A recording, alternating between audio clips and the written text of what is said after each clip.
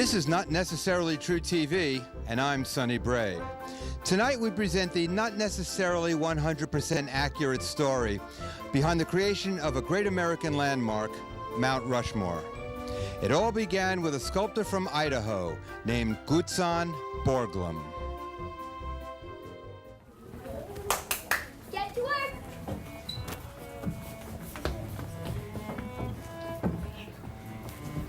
Look at Gutzon, he's making a pig. No, it's a cow. I thought it was a frog. I thought it was a transformer. No, it's a horse. Obviously, it's a donkey. Quiet, all of you! If you carve them, We were being quiet. they will come. There, that voice! If you carve them, If I carve them, who? Who is going to come? Gutzon, are you okay? Are you okay? He's hearing voices. I'm not hearing voices. if you carve them, Okay. Maybe one voice, a whisper. Do you want to see their Smitty? they will come.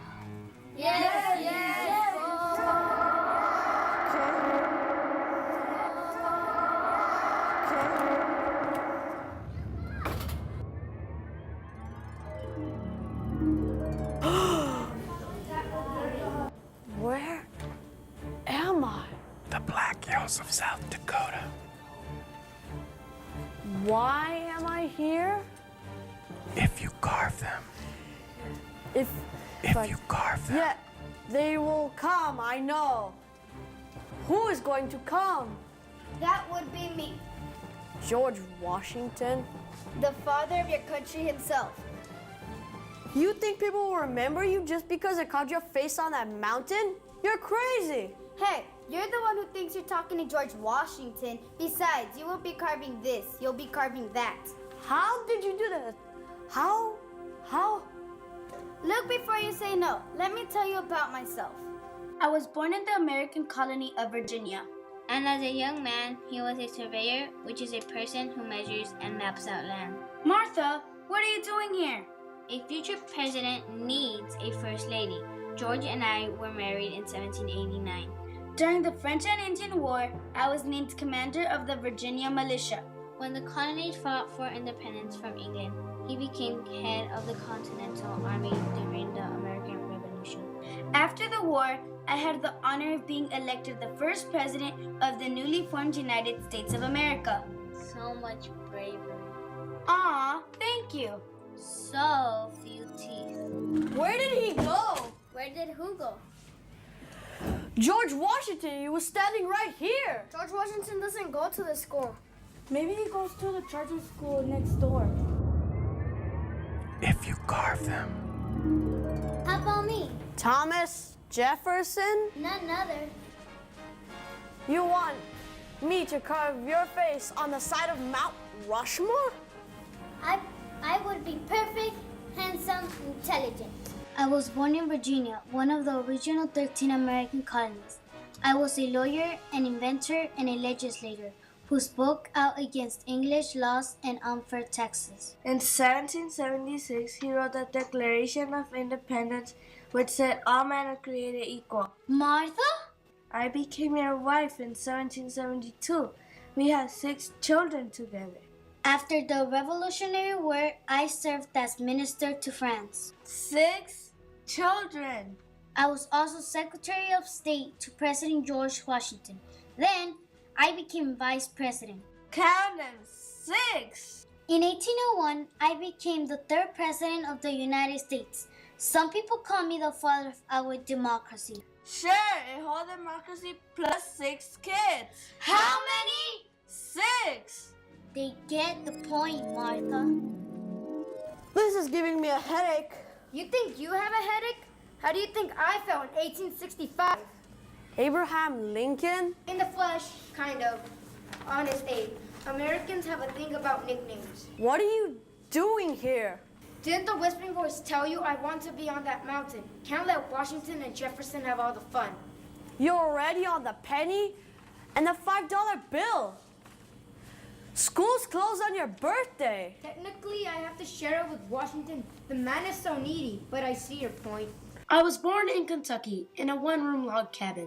Later, we moved to Illinois, where he became a lawyer, a legislator, and a member of the U.S. House of Representatives. Mary, when did you get here? 1842, when we got married. In 1860, I was elected 16th President of the United States. He spent the next 5 years trying to keep this country together during the terrible Civil War. In 1863, I issued the Emancipation Proclamation declaring all slaves to be free. The war ended in 1865. As I said in my Gettysburg Address, we are truly a government of the people, by the people, and for the people. See you at home, Abe. Don't forget, we have theater tickets. If you carve them. I am Theodore Roosevelt. Never heard of you. I was a Rough Rider. You drove my school bus? I served this country at the dawn of the 20th century. I was born in New York City and graduated from Harvard University. Then I served as the U.S. Civil Service Commissioner. From 1895 to 1897, he was the police commissioner of New York City. Edith? We were married in 1886, but I never saw him. In 1897, I became the Assistant Secretary of the Navy. Spent all his time in Washington, D.C. During the war against Spain, I was a Rough Rider and led the charge up San Juan Hill. Again, out of the house. 1898, I was elected Governor of New York. 1900, Vice President of the United States. 1901, the 26th President of the United States. The telephone has been around since 1876, but he never called. As President, I helped create the U.S. Forest Service and supported the building of the Panama Canal. Sure, Panama, and not even a postcard. In 1906, I was awarded the Nobel Peace Prize. True. I was known for my energetic personality and high-spirited love of life. You were also the role model for the teddy bear. Right. Too much information. What is your decision, young man? I don't think so.